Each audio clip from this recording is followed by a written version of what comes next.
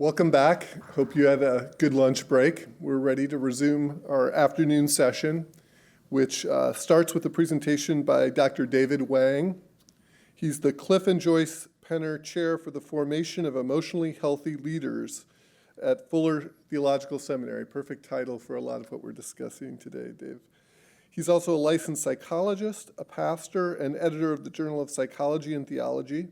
He's principal investigator of the Seminary Formation Assessment Project, a research program funded by the John Templeton Foundation, conducting longitudinal empirical research on human and spiritual formation of students enrolled in 18 Orthodox, Episcopal, Evangelical, mainline Protestant, and Roman Catholic seminaries.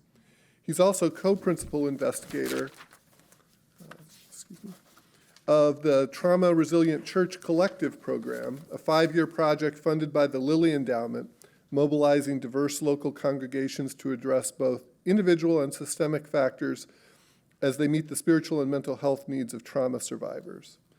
Dr. Wang teaches and speaks internationally, maintains a small clinical practice in Fullerton, California, is the pastor of spiritual formation at One Life City Church, and serves on the advisory board of the Caring for Clergy Field Guide, Joya Scholars, Speak to Your Truth Today, and the Mosaic Center for Spiritual Formation.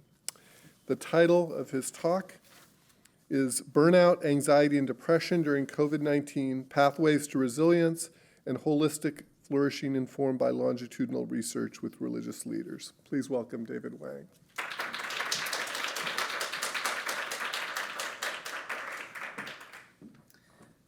It's wonderful to be with you all this afternoon. Thank you for having me. Before I became a psychologist, I was first a pastor. I was first a clergy member.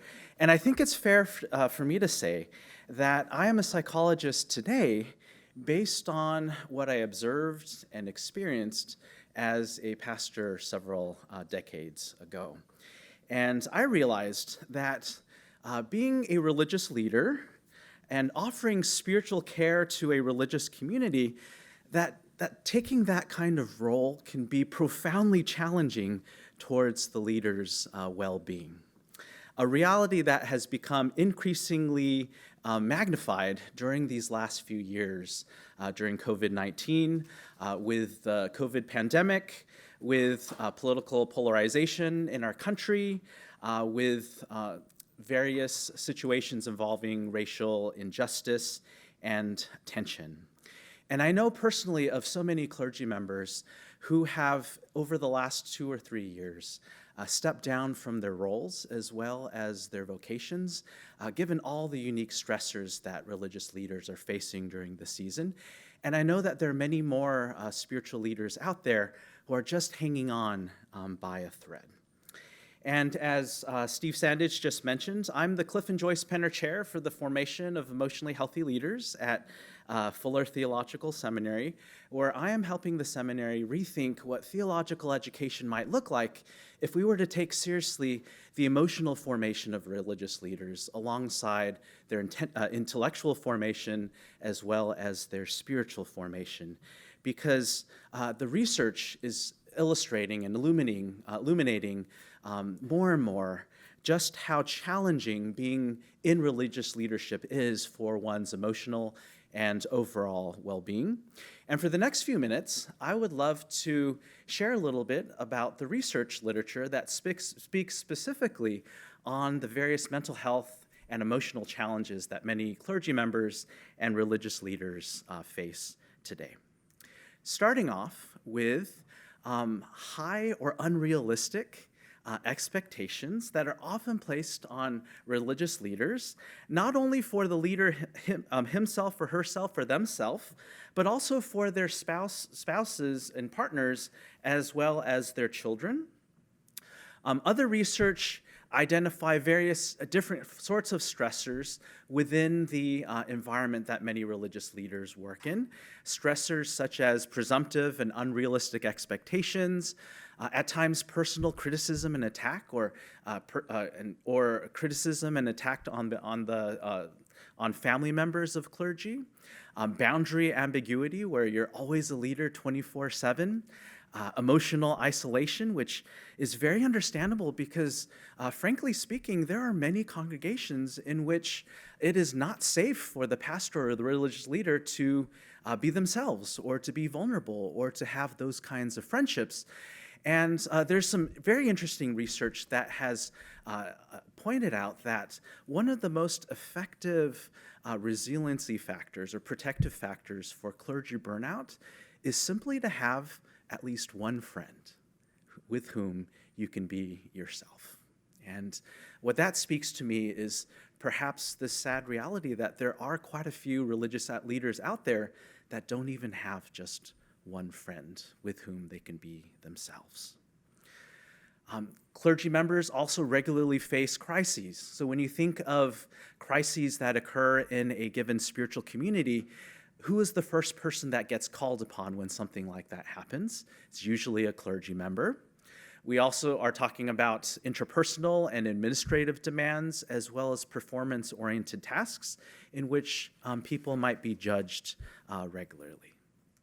This research also speaks to the impact of unhealthy religious communities as well and their contributions to the unhealthy environments.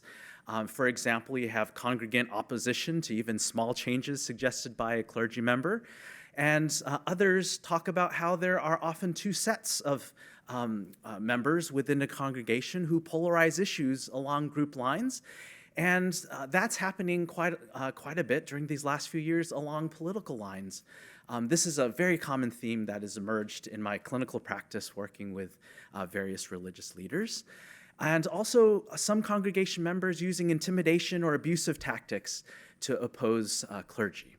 If this is a topic that is of interest, I might recommend a few books available on the topic. One of them is called Clergy Killers, and another is called The Toxic Congregation, where you can read more about the nature and the scope of some of the unhealthy environments that many of our religious leaders experience. And because of these environmental stressors, very understandably, many religious leaders isolate. They hold their pain, and they just keep going. They plow through as best as they can, despite potentially the further hurt that this may cause either to themselves and to others. And sometimes religious leaders will do this because of how sacred they view their work and how the sacredness of their work might drive some religious leaders to just keep working harder and longer than other helping professionals, as well as the implications that it might have on a clergy member changing their careers. Regine Prochot-Bell spoke of the multidimensional implications of what she described as vocational abandonment, of abandoning a sacred life calling. It's not just a changing of one's job or perhaps a shift of one's career. It's really a shift of a deep sense of identity as well as calling. And as a result of the many challenges that we just described and more, unfortunately, too many clergy members end up wasting out. That is, they leave their religious vocation demoralized, depressed, disillusioned with God, disillusioned with religion. And some research estimates that approximately 1/3 of clergy members experience burnout, and that it causes them to ponder implications of leaving what they thought at some point in their life would have been their life worth. With another study estimating that around 65% of clergy reportedly suffering burnout at some point in their ministry life. So what does the empirical research identify as predictors or correlates of burnout? And as I will share in the next few slides, unfortunately, many of these constructs and conditions, they're quite common among clergy and religious leaders. What am I talking about? I'm talking about predictors such as depression, loneliness and isolation, marital conflict and tension, certain approaches to coping that might involve dissociation and various forms of disengagement and experiential avoidance, or perhaps on the other side, perhaps an exclusive focus on just venting emotions. Continuing, some other predictors of burnout include feeling guilty when you're not working, right? Or pushing oneself to work hard even when it's not enjoyable.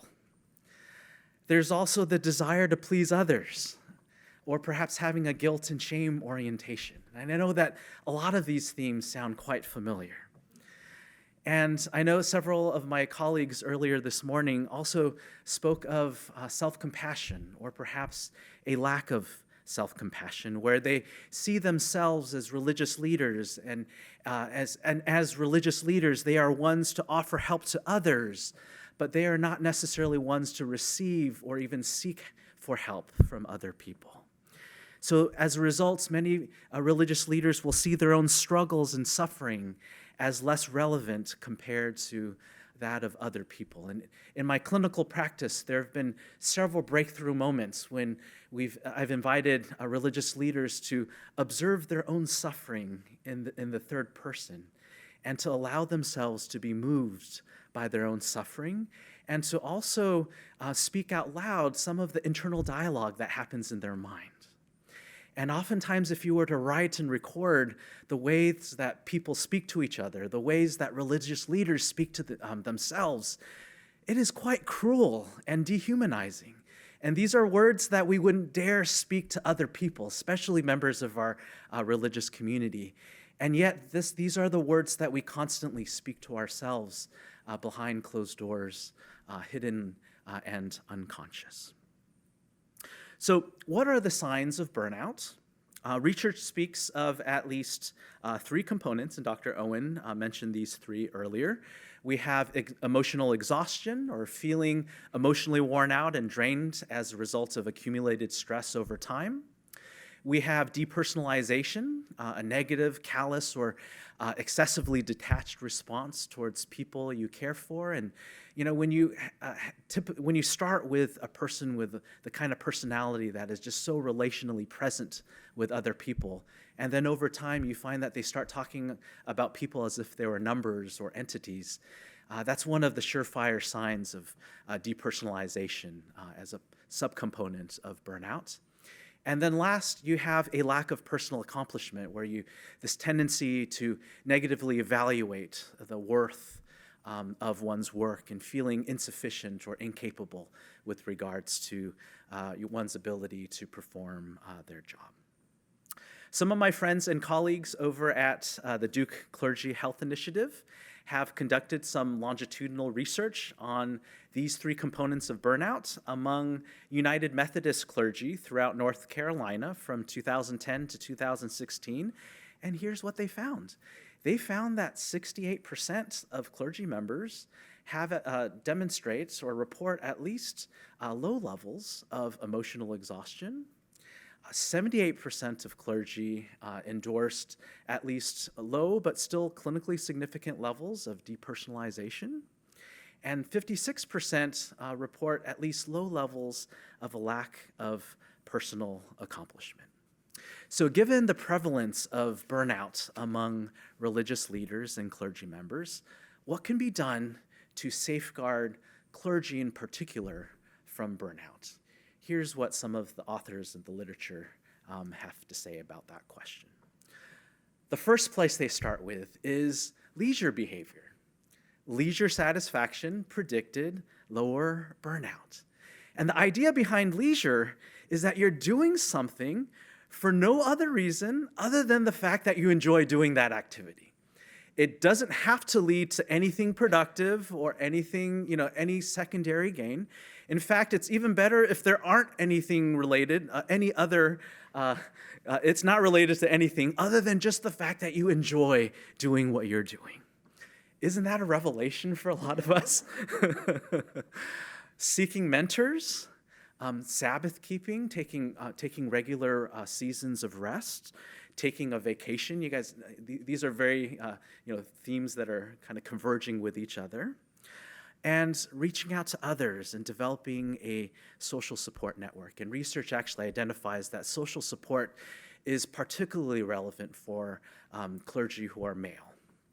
That reaching out to other pastors or other individuals is also related to lower levels of depression. Another important consideration when it comes to burnout and vocation and religious vocations in particular is to recognize the possibility, and I think this is a theme that was also raised earlier today, that clergy can simultaneously experience burnout and work satisfaction both at the same time. And in fact, even this is a paradoxical dynamic where people can feel burnt out and experience extreme joy both at the same time. And perhaps one of the reasons why people are working themselves into burnout is because they enjoy their work so much. Right? So for the next phase of my presentation, I want to shift gears a little bit and share some preliminary findings from a longitudinal program of research that Steve Sandage and I have been overseeing over the last 3 years, funded by the John Templeton Foundation. We're in the process of expanding the scope of this work beyond North America, and we want to go global and look at spiritual flourishing and human flourishing from a multicultural, culturally decentered perspective.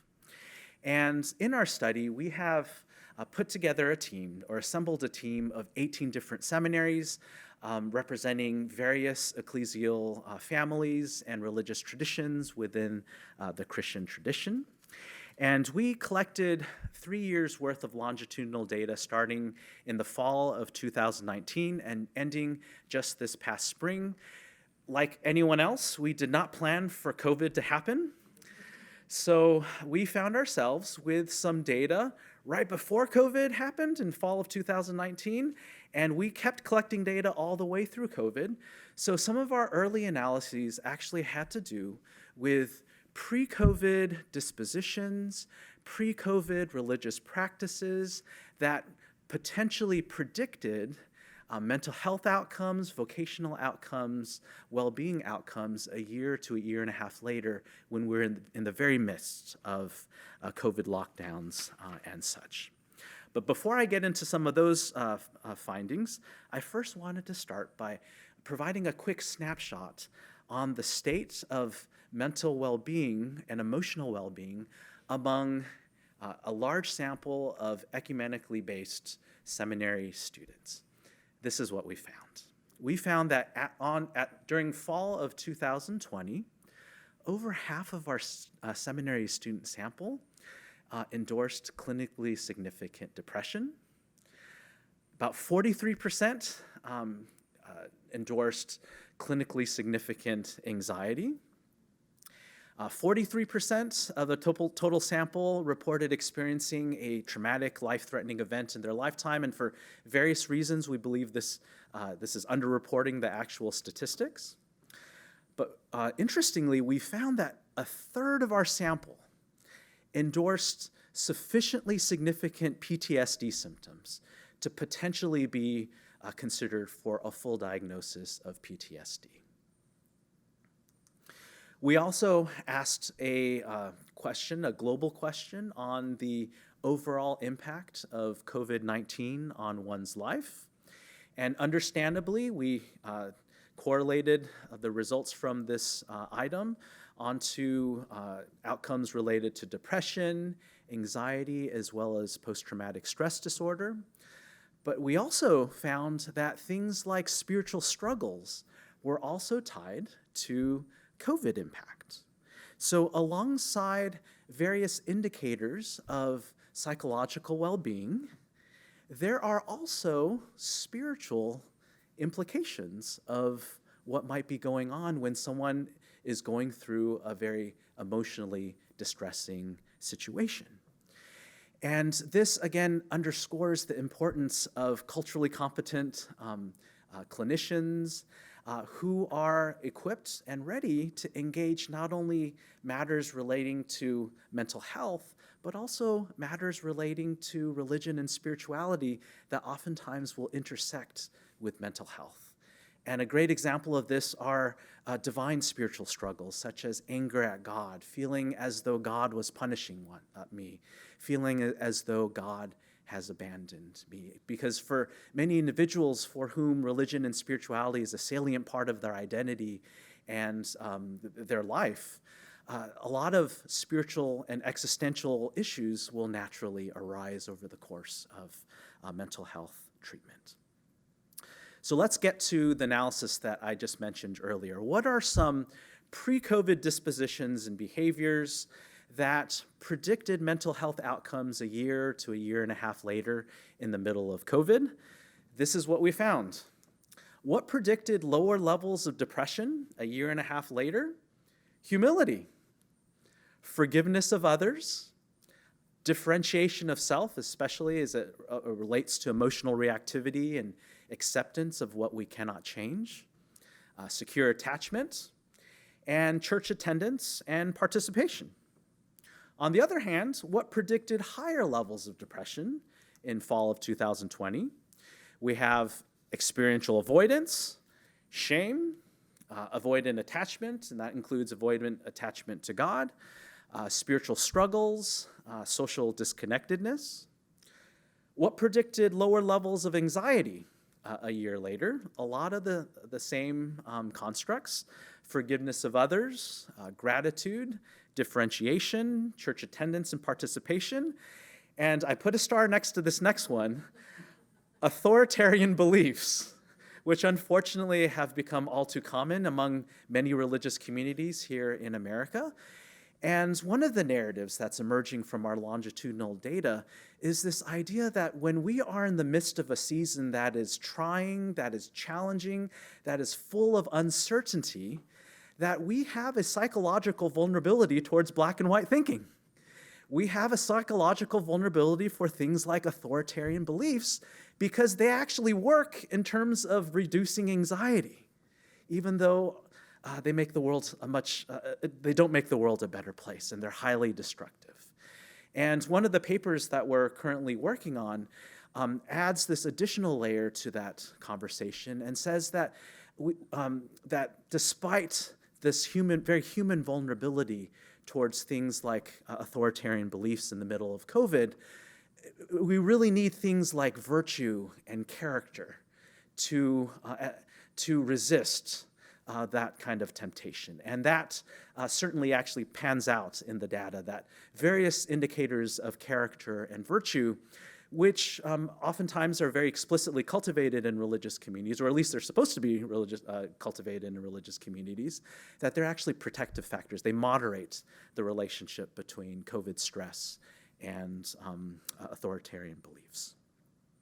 And then last, we looked at various dispositions and practices that predicted higher levels of clarity in one's sense of calling and vocation.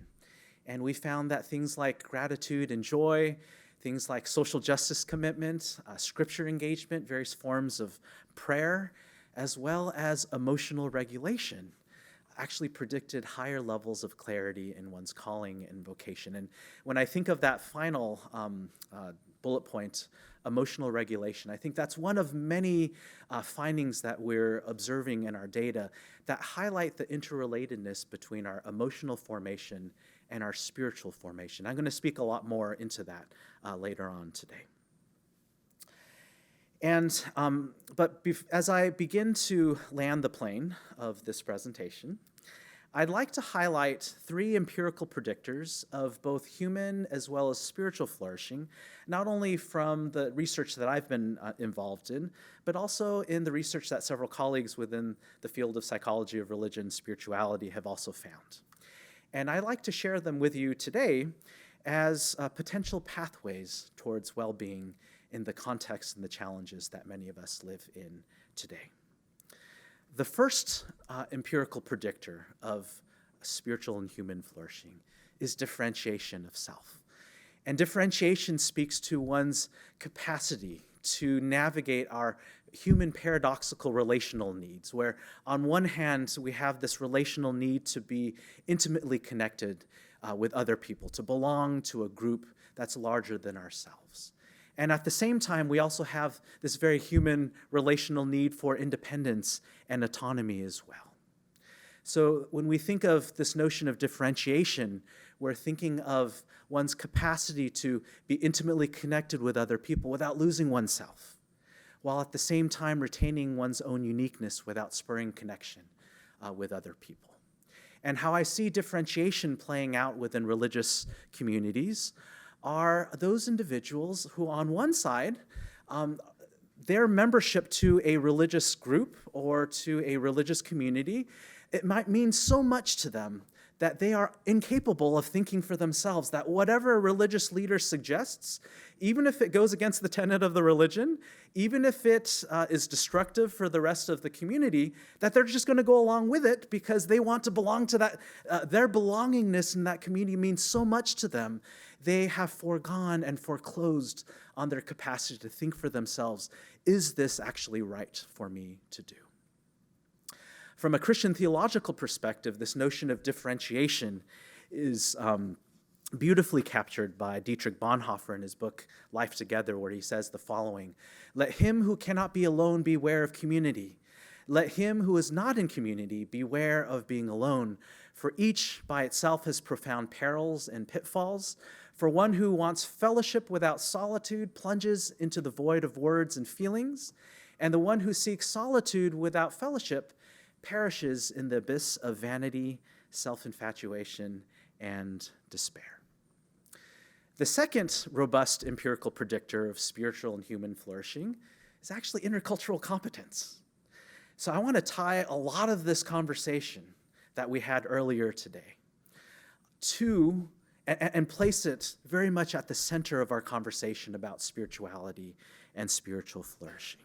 That one's sensitivity and competence in navigating cultural differences with others, that's actually at the very center of our spiritual life, right?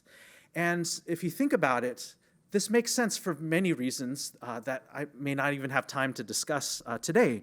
First of which, that for those of us who believe in a deity who is a person, our relationship with God, our relationship with the deity, that's fundamentally an intercultural relationship, right? So if I am incapable of relating to a human being that's right in front of me, that comes from a different background, that looks different than me, that thinks different than me, what capacity do I have to relate to a God or to a deity that is not even human? That comes from a very different background and mode of existence than I do.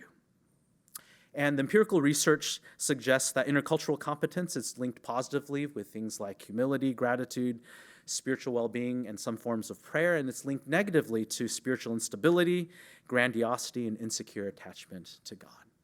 And the third and final empirical predictor of spiritual and human flourishing that I wanted to highlight today is religious quests. That is our ability to engage in these deep existential questions without simplifying in complexity, perceiving things like religious questioning and doubt as positive, and openness to change, even in our religious ideals and belief, as a good thing. And research suggests that in the short term, religious quest might feel uncomfortable, but over time, it is actually predictive of things like joy and meaning in life. And when I think of religious quest in my own religious upbringing, I think of all the Sunday school classes that I attend growing up as a child, and how there is always those one or two troublemaker individuals in those religious education contexts that kept asking those deep philosophical existential questions that the Sunday school teacher didn't have an answer for. And a lot of our religious communities would kind of scapegoat and identify those individuals as black sheep and ask them, well, why can't you just be like the other good boys and girls who are just listening to what's being taught and just going along with it? And what religious quest and the research on religious quest suggests is actually that those actually might be the individuals that are taking this seriously. And they're taking it so seriously that they're actually thinking deeply about it and evaluating whether or not they actually believe in it, whereas the rest of us were just going along with it because that's what our parents want us to do and we don't want to find ourselves in trouble, right? So how can we as spiritual communities actually not see something like this as a threat, but actually as a pathway not only to human well-being and intellectual well-being, but even as a pathway to spiritual well-being as well? So to close our time together, I'd like to share some qualitative findings from some focus groups that I have been running with different stakeholders in Christian theological education here in North America. And I've been traveling around the country asking different groups the following question. What observable qualities or indicators point to the reality that someone is spiritually flourishing or spiritually mature, however you might prefer to articulate it? And to close our time, I'd like to share the results from a group of Benedictine monks from Mount Angel Seminary, which is located about an hour south of Portland, Oregon. And their response highlights the need for many of us to expand our understanding of what it means to be spiritual, so that includes indicators of what it means to be fully human as well. And this is what we found. That these friends from Mount Angel Seminary shared that people who are spiritually flourishing, they're people of freedom, where they act and choose the course and direction of their life in freedom, not reluctantly or out of pure duty or obligation. They're people of communion. They're relational individuals with deep relational capacities, not only with God and the divine, but also with one's neighbor. They're mature with respect to their emotional life. They are interculturally competent. These are Roman Catholic leaders in a Roman Catholic monastery. They're well-integrated people, that there is a consistency in character and personhood across contexts. And the last one I just want to highlight due to time is they also spoke about wielding power, that people who are spiritually flourishing, there are implications on their will to power, or their will to dominate or manipulate others, that those things are not present among people who are truly spiritually flourishing. Thank you very much.